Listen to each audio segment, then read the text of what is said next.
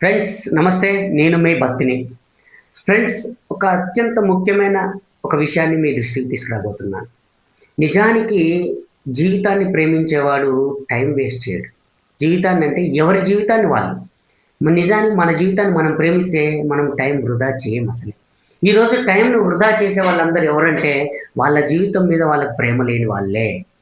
So, వాళ్ళు వాళ్ళ జీవితంలో వాళ్ళకంటూ ఒక ఆశ, ఒక కోరిక, ఒక తపన, తాపత్రయం, సంకల్పం ఏమి లేని వాళ్ళే టైం వేస్ట్ చేస్తారు. కాబట్టి ఫ్రెండ్స్, టైం అనేది చాలా విలువైనది. మీరు మీ సమయాన్ని అవసరమైతే మీ డబ్బులు ఎవరి కోసమైనా ఖర్చు పెట్టండి, తప్పులేదు. కానీ మీ యొక్క సమయాన్ని మాత్రం అనవసరంగా ఖర్చు పెట్టమాకండి. మీరు అవసరమైతే ఏదన్నా ఒక పుస్తకం చదువుకోండి, లేదా ఒక మంచి వీడియో వినండి, ఒక మంచి విషయాన్ని నేర్చుకోండి, లేదా ఇంకేదైనా కొత్త విషయాన్ని నేర్చుకోండి, మీకు రాని ఇంకేదైనా కొత్త పని నేర్చుకోండి తప్ప అలా వృధా చేసుకోమాకండి. రెండో విషయాన్ని చెప్తాను. మీరు జీవితంలో గొప్పవారు కావాలి అంటే, మీరు గొప్పవారు అవ్వాలి అని అంటే దీనికి ఒకే ఒక కారణం ఉంది. మీరు గొప్పవారు కాకపోయినా మీరు స్వతంత్రులుగా ఉండవచ్చు. కానీ స్వతంత్రుడిగా ఉండని వాడు జీవితంలో గొప్పవాడు కాదు. ఈ పాయింట్ మీకు అర్థం అవ్వాలి.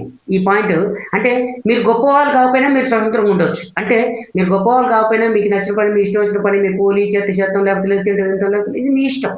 కానీ నిజంగా గొప్పవాడు అవ్వాలి అనుకుంటే మాత్రం మీరు స్వతంత్రులుగా ఉండాలి. అంటే మీరు ఎవరి కిందనో బానిసో, అంటే ఎక్కడో మీరు ఉద్యోగంలోనో లేకపోతే ఎక్కడో దేనికో కట్టుబాట్లకి మీరు మిమ్మల్ని కట్టేసి ఏదో ఒక వ్యవస్థకి మీరు ఇదైపోయి ఉండుంటే కనుక మీరు జీవితంలో గొప్పవాళ్ళు కాలేరు.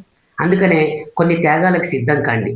ఇప్పుడు మీరు ఏ స్థితిలో ఎక్కడ ఎలా ఉన్నారో దాన్ని వదులుకోవడానికి ఫస్ట్ సిద్ధంగా ఉండండి. అది వదులుకుంటూనే ముందుకెళ్ళగలుగుతారు.